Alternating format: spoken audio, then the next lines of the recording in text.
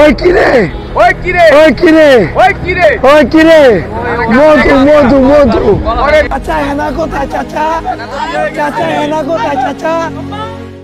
সম্প্রতি রাজধানীর কারওয়ান বাজারে ভাইরাল হয়েছেন এক তরমুজ ব্যবসায়ী।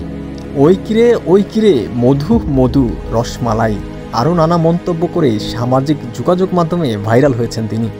লোকে বলে বলে রে আমি নাকি ভাইরাল হয়ে গেছি। তবে ভাইরাল হওয়ার পর এই রনি এখন তরমুজ বিক্রি নিয়ে বেশ সমস্যায় পড়েছেন।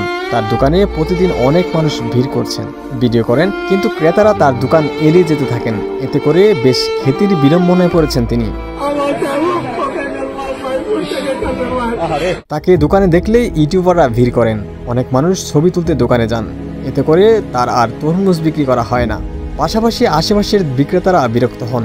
এ নিয়ে তাকে লুকিয়ে থাকতে হচ্ছে। কারওয়ান বাজারে তরমুজের দোকানে গিয়ে তাকে আর পাওয়া যায় না। এ অবস্থায় বেশ কিছু প্রতিষ্ঠান এবং ব্যক্তি ইতিমধ্যেই রনির পাশে দাঁড়ানোর ঘোষণা দিয়েছেন এবং তারা তার তরমুজ কিনে নেওয়ার আগ্রহ প্রকাশ করেছে।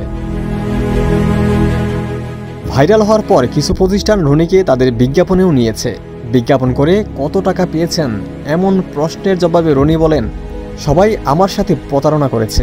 আমাকে মোবাইল গিফট করবে বলে একটি দোকানে নিয়ে বিজ্ঞাপন করে ছেড়েছে, কিন্তু আমাকে কিছুই দেয়নি। ডেকে নিয়ে তারা আমাকে টাকা দেয়নি, বরং নাটক করেছে। কৃষি বিশ্ববিদ্যালয়ের একটি ভর্তি সহায়িকার বিজ্ঞাপনও নেওয়া হয়েছিল বলে দাবি করেন রনি।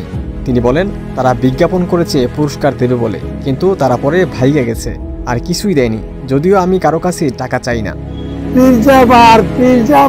রনি বলেন, শুধু পিৎজা বার্গ আমার কাছ থেকে কিছু তরমুজ কিনেছে, আর বাকি সবাই প্রতারণা করেছে। আমি টাকা পয়সা চাই না দাদা, আমি ভালোবাসা চাই। মোহাম্মদ রনি, আমি তরমুজ বিক্রেতা ব্যবসায়ী কারওয়ান বাজার। জানা গেছে রনির বাড়ি মুন্সিগঞ্জের বিক্রমপুরে। স্ত্রী, এক ছেলে এক মেয়ে নিয়ে তার সংসার। কারওয়ান বাজারে প্রায় 1.5 দশক ধরে মৌসুমি ফল বিক্রি করেন। তরমুজ বিক্রিতে হাতে খড়ি কিশোরকাল থেকে। তিনি বলেন, তার দাদা ও বাবা তরমুজের ব্যবসা করতেন। তাদের কাছ থেকে কোনটি পাকা তরমুজ তা চিনতে শিখেছেন। 10 বছর আমি আমার বাপ দাদার সাথে খালি গোলামি করছি। ওমর ফারুক, ঢাকা প্রকাশ।